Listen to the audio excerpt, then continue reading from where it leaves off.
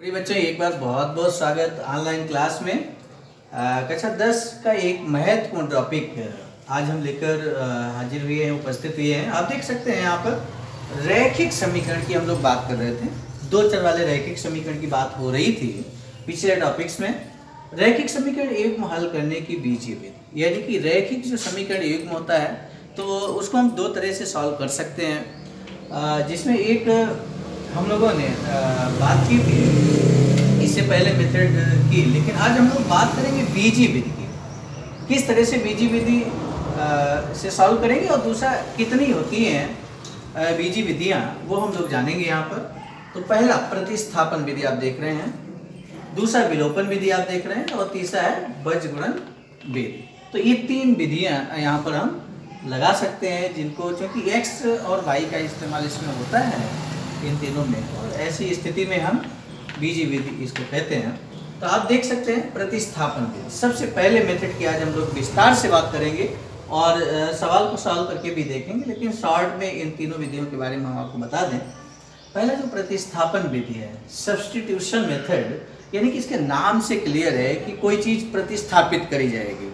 अर्थात x और y में जब दो चर वाले रैखिक समीकरण होंगे और x और y होगा तो x की वैल्यू निकाल कर किसी एक समीकरण से दूसरे समीकरण में प्रतिस्थापित कर देंगे और इस तरह से प्रतिस्थापन मेथड का इस्तेमाल हो जाएगा। विलोपन विधि, इसके नाम से क्लियर है कि कोई चीज़ विलोपन करें, विलोपित कर दें, गायब कर दें। एलिमिनेशन मेथड इंग्लिश में कहते हैं, एलिमिनेट मतलब गायब कर देना होता है। तो एलिमिनेट करने का मतलब ये है कि दो चर होंगे x और y, तो उसमें से एक को हमें रिमूव करना होगा, एलिमिनेट करना होगा। कैसे करेंगे वो हम आपको विद एग्जाम्पल आपको जरूर बताएंगे। बजगुणन विधि, बजगुणन विधि इसका क्रॉस मल्टीप्लिकेशन मेथड, अगर हम इंग्लिश शब्द को देखें तो बहुत आसानी से हम समझ पा रहे हैं कि क्रॉस मल्टीप्लिकेशन, कुछ क्रॉस जैसी कंडीशंस बनेंगी। क्या बनेंगी निश्चित रूप से जब हम बजगुणन विधि पे आएंगे तो विद एग्जाम्पल आपको बहुत अच्छे से बताएंगे। तो आइए सबसे पहले आज हम मेथड जो प्रतिस्थापन विधि है उसकी बात करेंगे।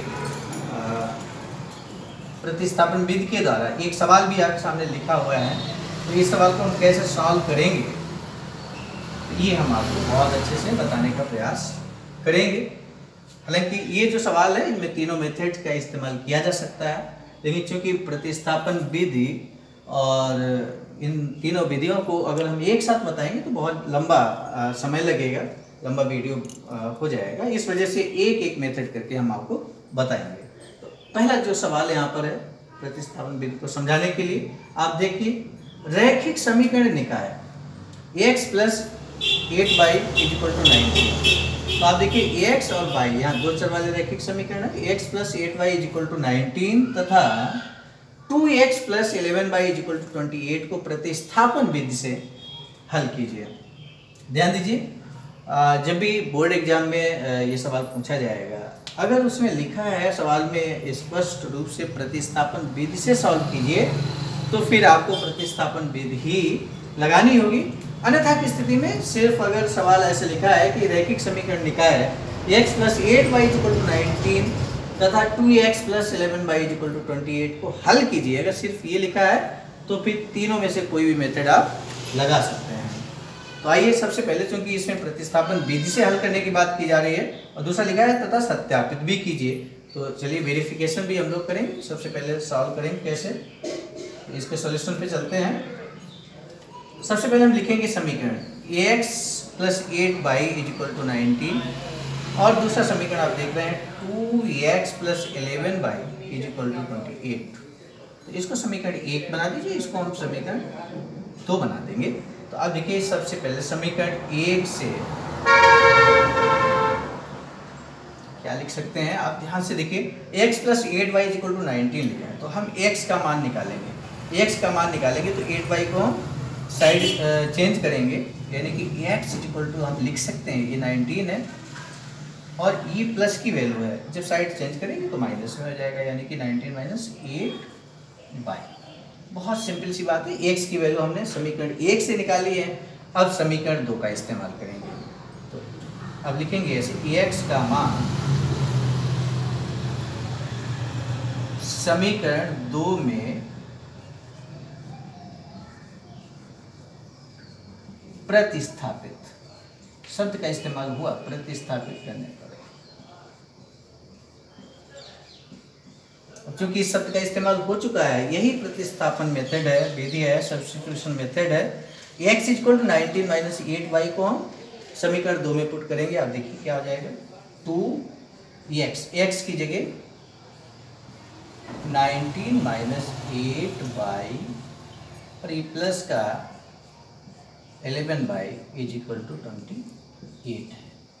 अब इसको हम सॉल्व करेंगे। देखिए आप इस तरह से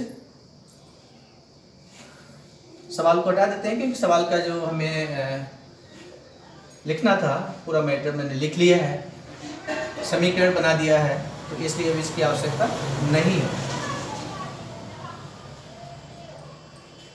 आप देखिए ये जो सॉल्यूशन है इसको हम कैलकुलेट करेंगे। आप देखिए 2 का मल्टीप्लाई करेंगे, यहाँ ब्रैकेट को ओपन करेंगे तो 19 दूना 38 होता है, 38 हो गया, माइनस 2 का गुणा 8 में करेंगे तो 8 दूनी 16, 16 22 और प्लस ये हो जाएगा 11 22 बराबर 28।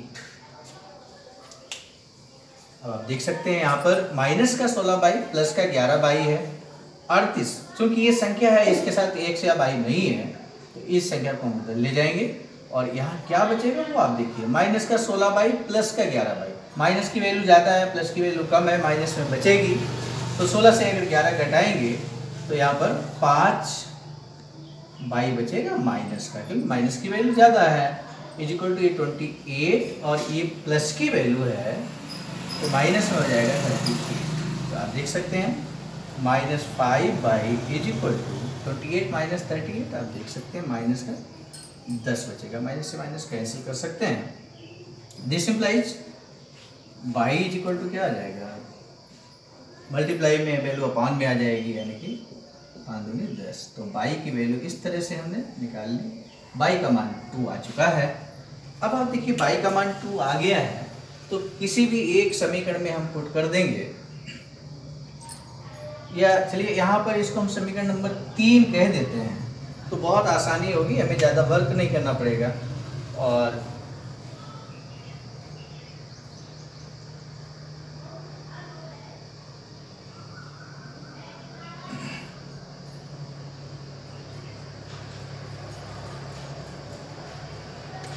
यहाँ पे लिख लेंगे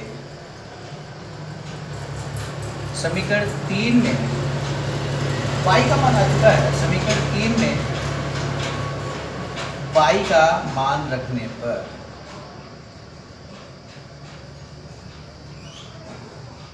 अब देखिए बहुत आसानी से हम इसको सॉल्व कर पाएंगे। x equal to 19 minus 8y और y की जगह 2 पुट कर देंगे तो ये जाएगा x इक्वल टू 19 माइनस 8 दूनी 16, यानी कि 19 से अगर हम 16 घटाएंगे तो x इक्वल टू आप देख सकते हैं 3 आ जाएगा।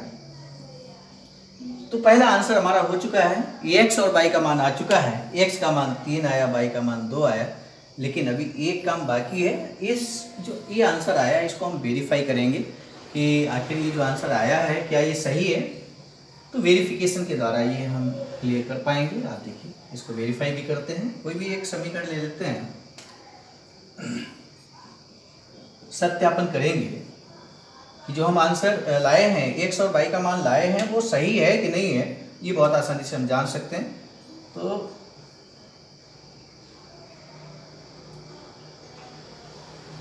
x तथा y का मान समीकरण 1 में रखने पर, तो समीकरण 1 क्या है आप देखिए, x प्लस 8y। अब देखिए x की वैल्यू क्या है, x की वैल्यू 3 है, प्लस 8y, y का मान क्या है 2 है, इज इक्वल टू आप देख सकते हैं 19 है। तो इसको सॉल्व करिए, 3 प्लस 8 दूनी 16 इज इक्वल टू 19। तो 16 और 3 कितना हो गया 19। जब ये स्थिति हो जाए कि दोनों पक्ष लेफ्ट हैंड साइड और राइट हैंड साइड LHS और RHS बराबर हो जाए तो आप समझ जाइएगा कि जो आंसर आप लाए हैं x और y का मान लाए हैं वो बिल्कुल सही है और इस तरह से हम कह सकते हैं कि ये वेरीफाई हो चुका है, वेरीफाइड हो चुका है। तो इस तरह से हम वेरीफाई कर सकते हैं। दूसरा समीकरण लेकर भी x और y का मान पुट करेंगे तो 28 इक्वल टू 28 आ जाएगा। तो इस तरह से उसको भी वेरीफाई कर सकते हैं सभी लोग। इस तरह के एग्जाम्पल्स आप स्वयं से लेंगे और बार बार अभ्यास करेंगे, प्रतिस्थापन विधि का इस्तेमाल करेंगे तो निश्चित रूप से ये इस टॉपिक पर विशेष कमांड हो जाएगा। ये ऐसा टॉपिक है जिसका आंसर आते ही आप स्वयं को कंफर्म कर पाएंगे वेरिफिकेशन के द्वारा कि आपने जो आंसर निकाला वो बिल्कुल सही है या गलत है। गलत है तो पुनः उसको सॉल्व कर सकते हैं। इसलिए इस सवाल पर, इस मेथड पर और इस तरह के सवालों पर कमांड करना बहुत ज़रूरी है और वो अभ्यास के द्वारा ही हो सकता है। इसलिए बहुत सारे एग्जाम्पल्स आप लेकर बुक्स की सहायता लीजिए या स्वयं से एग्जाम्पल क्रिएट कीजिए। बुक्स में बहुत सारी एक्सरसाइज, बहुत सारे सवाल दिए गए हैं, तो इस तरह के सवालों को लेकर उसको सॉल्व करेंगे और इस टॉपिक पर विशेष कमांड आप जरूर करेंगे। इसी उम्मीद के साथ आज की क्लास को हम यहीं पे समाप्त करते हैं। तब तक के लिए बहुत बहुत धन्यवाद।